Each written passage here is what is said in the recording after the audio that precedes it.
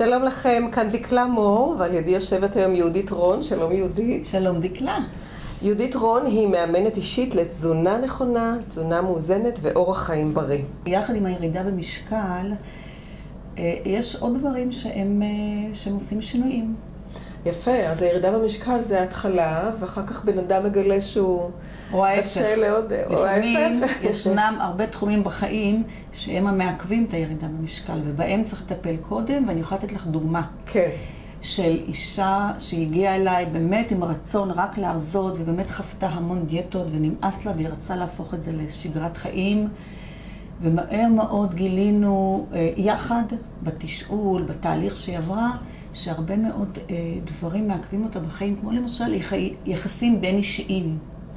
ואז עבדנו תקופה בכלל על הנושא של הזוגיות, היא שיפרה מאוד את הזוגיות שלה, והתהליך של הירידה במשקל הפך להיות תהליך באמת משני והרבה יותר קל. אני עובדת יותר על החיוב ופחות על השלילי, מה כן לאכול ואיך להמשיך ליהנות מהאוכל. זה חשוב מאוד העניין הזה שאמרת עכשיו, לעבוד על החיובי ולא על השלילי. המוח מקבל את זה טוב יותר? כן, בהחלט. המחקרים מוכיחים זאת שהמוח מגיב הרבה יותר טוב לחיובי מאשר לשלילי. אוקיי. וזה בעצם המוטו שמוביל אצלי בתהליך של האימון. לחשוב מה כן ולא מה לא. יהודית, מי האנשים שאת יכולה לעזור להם הכי הרבה?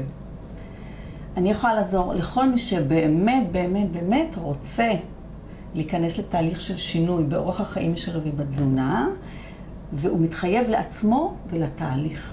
אז מתחייב גם לעצמו וגם לתהליך, ומי שמתחייב לעצמו ומתחייב לתהליך, ירים טלפון ליהודית רון, 054-7738-266,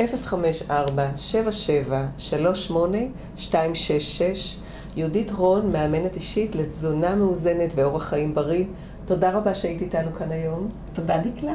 תודה לכם, להתראות, כאן דקלה מור.